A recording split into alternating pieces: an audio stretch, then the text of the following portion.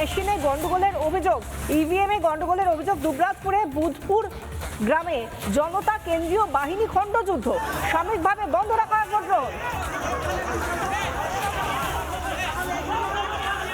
বুথের বাইরে ছবিটা দেখতে পাচ্ছেন, যেখানে প্রচুর ভোটাররা তারা অপেক্ষমান। ইভিএম এ গন্ডগোলের অভিযোগ।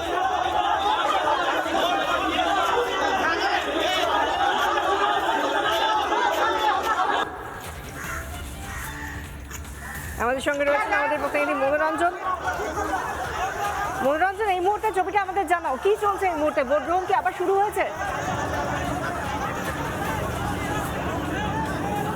দেখো, যেটা ঘটনা হচ্ছে যে এই যে দুবরাজপুর বিধানসভা ক্ষেত্রের বুধপুর গ্রাম, এখানে কিন্তু ইভিএম মেশিনে গন্ডগোল দেখা দেয়, যার জন্য ভোট বন্ধ হয়ে যায় বেশ কিছুক্ষণ।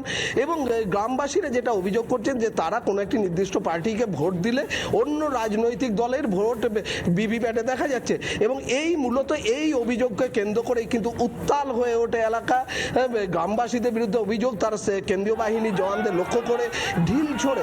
এই ঘটনায় কিন্তু আহত হয়েছেন জওয়ান, গাড়ি ভাঙচুর করা হয়েছে এবং পাল্টা কেন্দ্রীয় বাহিনী কিন্তু লাঠি চার্জ করে ঘটনার স্থল। এই মুহূর্তে অবশ্য পরিস্থিতি নিয়ন্ত্রণে রয়েছে। আহত কেন্দ্রীয় বাহিনী জওয়ানকে চিকিৎসার জন্য হাসপাতালে নিয়ে আসা হচ্ছে, এমনটাই কিন্তু আমরা সূত্র মারফত জানতে পারছি। এদিকে ভোট আপাতত বন্ধ রয়েছে, এমন আমরা স্থানীয় সূত্রে এবং জানতে পারছি। মনোরঞ্জন, সেই ছবিটা দেখাচ্ছি যেখানে কেন্দ্রীয় বাহিনীর জওয়ানদেরকে লক্ষ্য করে ঢিল ছোড়া হচ্ছে, পাথর ছোড়া হচ্ছে।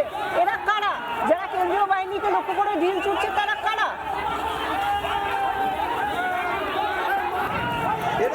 এরা মূলত ওই গ্রামেরই বাসিন্দা, এমনটাই কিন্তু আমরা সূত্র মারফত জানতে পারছি। এবং এদের যেটা অভিযোগ হচ্ছে যে কোনো একটি নির্দিষ্ট দলকে ভোট দেওয়ার জন্য পরও কেন অন্য দলের ভোট যাচ্ছে, এইটা তারা অভিযোগ করছে। যদিও এই অভিযোগ কতটা সত্য তার জন্য ভোট গ্রহণ বন্ধ রাখে নির্বাচন কমিশন। এবং ভোট গ্রহণ বন্ধই শুধু নয়, ইভিএম মেশিন সেটিকে যদি কোনো যান্ত্রিক ত্রুটি থাকে তাহলে সেই যান্ত্রিক ত্রুটি সারানো বা প্রয়োজনে বদলি এমনটাও কিন্তু করা যেতে পারত। এবং এটার জন্যই কিন্তু ভোট গ্রহণ বন্ধ করে রাখা। কিন্তু তারপরও ক্ষুব্ধ হয়ে ওঠে এলাকাবাসী এবং ঢিল ছুটতে শুরু করে। পাল্টা কেন্দ্রীয় বাহিনীর জওয়ানরাও কিন্তু লাঠি চার্জ করে এবং তাতে আহত হয়েছে একজন। গাড়ি ভাঙচুর, পুলিশের গাড়ি ভাঙচুর করা।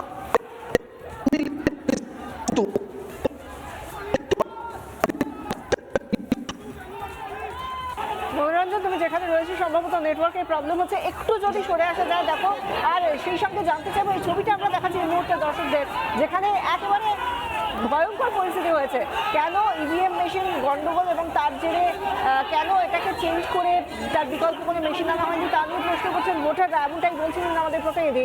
এবং তা নিয়ে রীতিমতো খণ্ডযুদ্ধ কেন্দ্রীয় বাহিনীর সঙ্গে, সেখানকার সাধারণ ভোটারদের সঙ্গে, এবং সেখানে পুলিশের গাড়ি ভাঙচুর হয়েছে বলেও জানা যাচ্ছে। কিন্তু এরা কি আদতে সাধারণ ভোটার নাকি কোনো রকমভাবে তাদের পিছনে কারো মদত রয়েছে তা নিয়েও কিন্তু প্রশ্ন উঠে আসছে। কারণ কেন্দ্রীয় বাহিনীকে লক্ষ্য করে যেভাবে পাথর ছোড়া হচ্ছে, সেটা কোনো সাধারণ ভোটার নাকি অন্য কোনো মদত দাতা রয়েছে এদের পিছনে, তা নিয়ে স্বাভাবিকভাবেই প্রশ্ন উঠছে। স্বাভাবিকভাবেই এরপর নিশ্চয়ই নির্বাচন কমিশন এই বিষয়টিও খতিয়ে দেখবে। জয় মা গঙ্গা।